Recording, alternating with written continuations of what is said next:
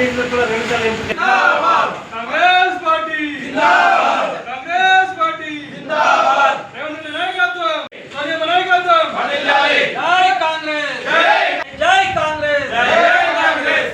భూపతి రెడ్డి నాయకత్వం వర్ధిల్లాలి, భూపతి రెడ్డి గారి నాయకత్వం వర్ధిల్లాలి. కాంగ్రెస్ పార్టీ జిందాబాద్, కాంగ్రెస్ పార్టీ రేవంత్ రెడ్డి గారి నాయకత్వం వర్ధిల్లాలి. కాంగ్రెస్ పార్టీ జిందాబాద్, నాయకత్వం వర్ధిల్లాలి. నాయకత్వం వర్ధిల్లాలి. రేవంత్ రెడ్డి నాయకత్వం వర్ధిల్లాలి. జై కాంగ్రెస్, జై కాంగ్రెస్. బీజేపీ జిల్లా అధ్యక్షుడు సోదరుడు దినేష్ గారు మా ఎమ్మెల్యే గారి గురించి అనుచిత వ్యాఖ్యలు చేశారు. బ్రదర్, గుర్తుంచుకో, కాంగ్రెస్ పార్టీకి కట్టుబడి పనిచేసే నాయకులు ఉన్నారు ఇక్కడ. నీలాగా పూటకొక్క పార్టీ మార్చి గతంలో టీడీపీ పార్టీలో నేను జడ్పీటీసీ చేస్తే దాన్ని తన్ని నువ్వు బీఆర్ఎస్లోకి వచ్చావు. బీఆర్ఎస్లో కూడా నీకు మాజీ ఎమ్మెల్యే గారు పిలిచి నీకు మార్కెట్ కమిటీ చైర్మన్ ఇస్తే దాన్ని కూడా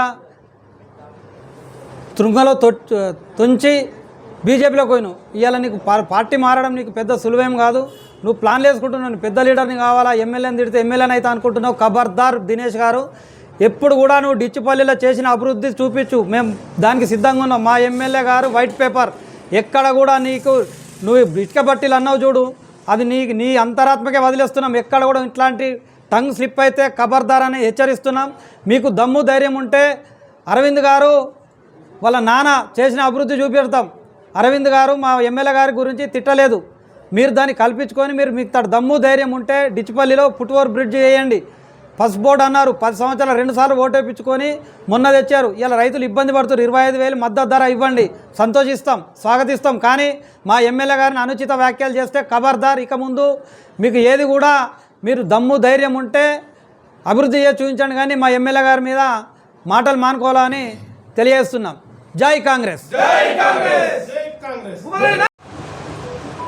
కులాచారి దినేష్ కుమార్, జిల్లా బీజేపీ అధ్యక్షులుగా ఉండి మీరు ఇలాంటి తప్పుడు మాట్లాడడం సమంజసం కాదు. గౌరవ ప్రజల చేత ఎన్నుకోబడ్డ ఎమ్మెల్యే భూపతి రెడ్డి గారిని మీద మీరు తప్పుడు ప్రచారం చేయడం అనేది చాలా దాన్ని ఖండిస్తున్నాం.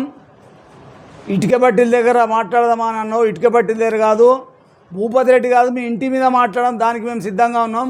భూపతి రెడ్డి గారు ఎందుకు, మేము మాట్లాడడానికి సిద్ధంగా ఉన్నాం. నువ్వు తప్పుడు మాటలు మాట్లాడి ప్రజల మెప్పు ఉందా అనుకుంటే ప్రజలు అన్నీ గమనిస్తున్నారు. నువ్వు జాగ్రత్త. ఎప్పుడు కూడా అరవింద్ గారిని మేము తప్పుడు విధానంతో మాట్లాడలేదు, అరవింద్ గారు చెడ్డవారు అనలేదు. కానీ తప్పుడు సమాచారం చెప్పుకున్నందుకే మేము ఖండించాం, భూపతి రెడ్డి గారు ఖండించారు.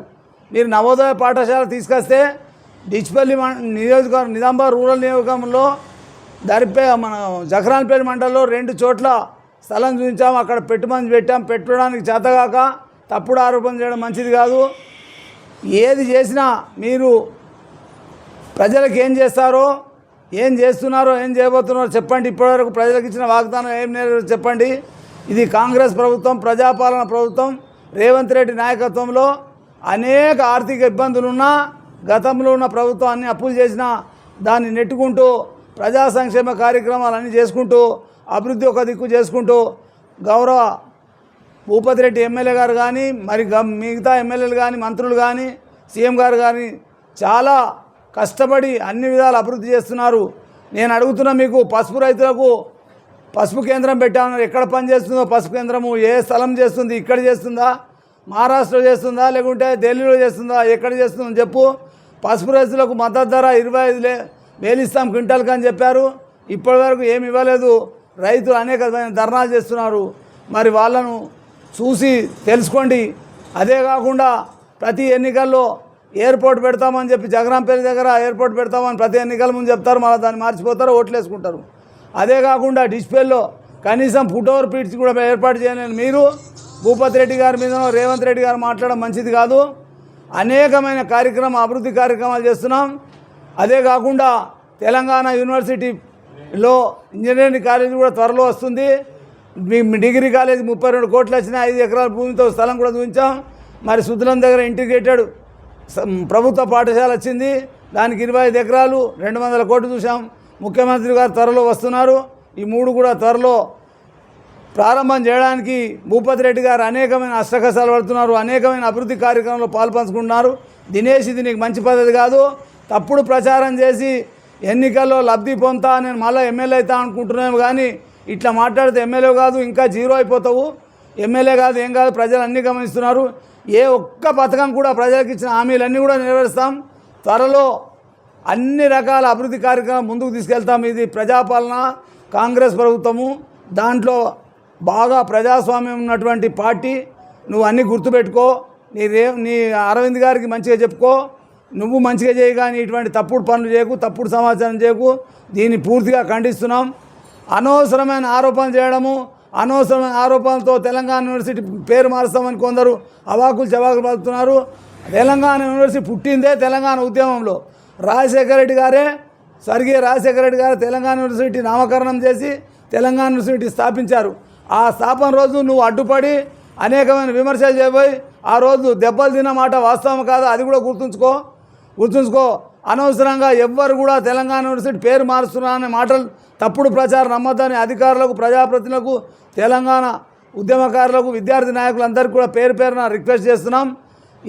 ఎక్కడ కూడా పేరు మారడం లేదు. దినేష్ గారు కానీ, బీజేపీ వాళ్ళు కానీ, బీఆర్ఎస్ వాళ్ళు కానీ మా ఎమ్మెల్యే గారి మీద, మా ప్రభుత్వం మీద, రేవంత్ రెడ్డి మీద తప్పుడు ప్రచారం చేస్తే మేము సహించము. దాన్ని ఎప్పటికప్పుడు కూడా కండెమ్ చేస్తాం. న్యాయంగా నడవండి, ధర్మంగా నడవండి. తెలంగాణకు ఏమేమి నిధులు ఇవ్వాలనో కేంద్ర ప్రభుత్వం వాటన్నిటిని ఇప్పించడానికి ప్రయత్నం చెప్పండి. మీరు 2 సార్లు ఓట్లేసి ఎంపీగా గెలిపించారు, మీకు బాధ్యత లేదా? ప్రజలకు పనిచేయాల్సిన బాధ్యత లేదు. ఇంకా ఏదో చేయకుండా చేసిన వాళ్ళ మీద అబద్ధాలు మాట్లాడడం మంచిది కాదు. మీరు చేయండి, మీకు ధర్మం న్యాయంతో మీరు కూడా ఓట్లేసుకున్నాం. మీకు కనీస బాధ్యత, ఆ బాధ్యత గుర్తు పని చేయండి. నువ్వు ఒళ్ళు బలిసినట్టు మాట్లాడకు దినేష్ గారు. బాగా బలిపెక్తో నోరు అదుపులో పెట్టుకొని మాట్లాడి, ఇష్టం ఉన్నట్టు మాట్లాడకని చెప్పి కూడా దినేష్ గారికి మేము హితబోధ చేస్తున్నాం. ముందుగా అందరికీ నమస్కారాలు. ముందుగా రేపు హోలీ పండుగ నిజామాబాద్ జిల్లా నాయకులకు, కార్యకర్తలకు అందరికీ నా హోలీ శుభాకాంక్షలు. నిన్న కౌంటర్ ఇచ్చిన జిల్లా బీజేపీ అధ్యక్షులు దినేష్ గారు, మీరు అది ఇచ్చిన కౌంటర్ కరెక్ట్ కాదు. ఎందుకంటే మా ఎమ్మెల్యే గారు చాలా మంచి వ్యక్తి, వైట్ పేపర్. ఎందుకంటే గత 40 సంవత్సరాలు కూడా హాస్పిటల్లో ఎవరికి దగ్గర ఏం దోసుకోలేడు, ఇంత నీట్గా పనిచేశాడు. వాళ్ళని సవాల్ తీసుడు ఇటుకబట్టికి అది కరెక్ట్ కాదు. ఎందుకు ఇటుకబట్టి రా, సిద్ధంగా మేము ఉన్న మీ ఇంటి దగ్గరికి వస్తాం. అధ్యక్షులు గారు, మీ ఇంటి దగ్గరికి వస్తామయ్యా, మేము మాట్లాడతాం మీ ఇంటి దగ్గరికి వచ్చి. అసలు వైట్ పేపర్ మా ఎమ్మెల్యేని పట్టుకొని మీరు అనడం అది కరెక్ట్ కాదు. మీరు చెప్పండి, మీ ఎంపీ గారు 10 సంవత్సరాల 2 సార్లు ఎంపీగా గెలిచాడు, ఏ విలేజ్లో ఫండ్స్ ఇచ్చారు? దానికి సిద్ధమా? మీరు మాట్లాడదామా? ఇక్కడ డిచ్పల్లి రైట్ ఫుట్బాల్ 2 సార్లు ఎంపీ గెలిచారు, ఇంతవరకు లేదు. ఫుట్పై ఖండిస్తుంది. ఏ విలేజ్లో మీ డెవలప్ లేదు. మీరే మాకు ఇంకా సవాల్ ఇస్తున్నారా? మేము సవాల్ ఇస్తున్నాం, మీరు సిద్ధం ఉన్నారా? అట్లా వాక్యాలు చేసుడు అది కరెక్ట్ కాదు. జిల్లా అధ్యక్షులకు తెలియజేస్తున్నాము. మేము ఎక్కడికైనా సిద్ధం రాతందుకు, మేము నాయకులం ఎక్కడికైనా రాతందుకు సిద్ధం ఉన్నామని తెలియజేస్తున్నాం. జై కాంగ్రెస్.